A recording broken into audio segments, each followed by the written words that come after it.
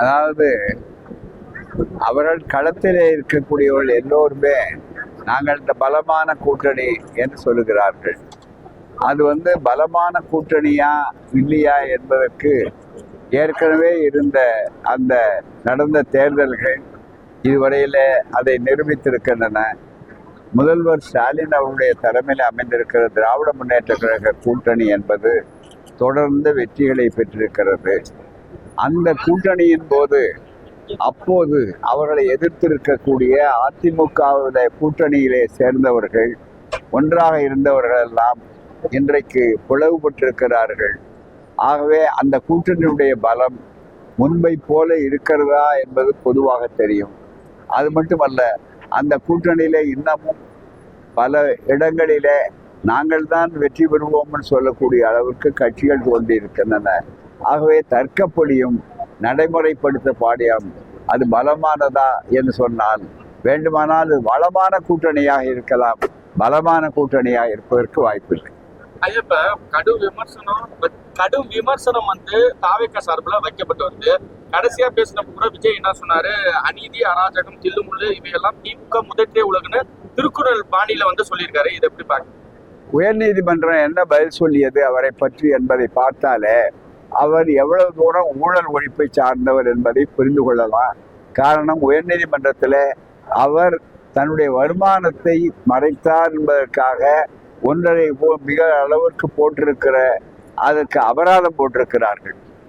இதற்கு முன்னாலே தான் ஒரு கார் வாங்கியதில் அதற்கு எந்த விதமான வரியும் கட்டவில்லை என்பதற்காக வழக்கு போட்டு அதிலே அவர்கள் ஆபத்தை வந்திருக்கிறார்கள்.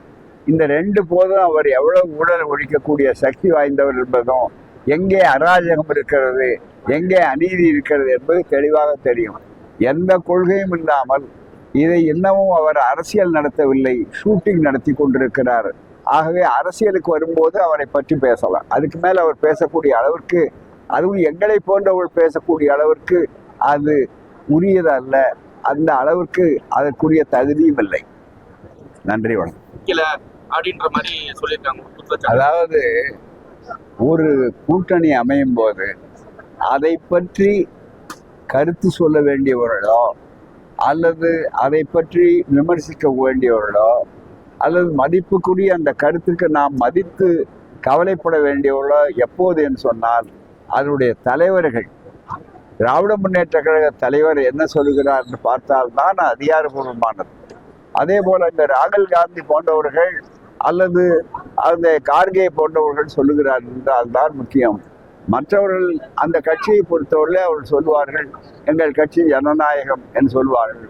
அது அவர்களுடைய ஜனநாயகம், அவ்வளவுதான். திமுக எத்தனை சீட்டுக்கு பெறும், எவ்வளவு பெரும்பான்மையோட திமுக எத்தனை பெரும்பான்மையோட எத்தனை தொகுதியில ஜெயிப்பாங்க? அதாவது நாங்க ஆர்வம் சொல்றது இல்லை. 234 தொகுதி இருக்கிறது. இன்றைய நிலையில் 200க்கு மேல் வெற்றி பெற வேண்டும் என்பதை அவர்கள் இலக்காக வைத்திருக்கிறார்கள். நாங்கள் சுற்றி பார்த்த வகையிலும் எதிரிகளால் இன்னமும் கூட தங்கள் பலத்தை காப்பாற்ற முடியவில்லை என்பதாலும், எதிர்கட்சி கூட்டணியில அடிக்கடி மோடி அவர்களும் அமித்ஷாவும் தமிழ்நாட்டுக்கு வந்து விட்டு போவதாலும் ஒவ்வொரு முறையும் திமுக கூட்டணிக்கு அவர்கள் வர வர ஓட்டுக்கள் அதிகமாக கொண்டிருக்கிறது. பூக்கள் வேண்டுமானால் அவர்களுக்கு ஏராளமாக கொட்டப்பட்டு கிடைக்குமே தவிர ஓட்டுக்கள் கிடைப்பதில்லை. இதுதான் உண்மையான சூழலை, வேறு கிடையாது.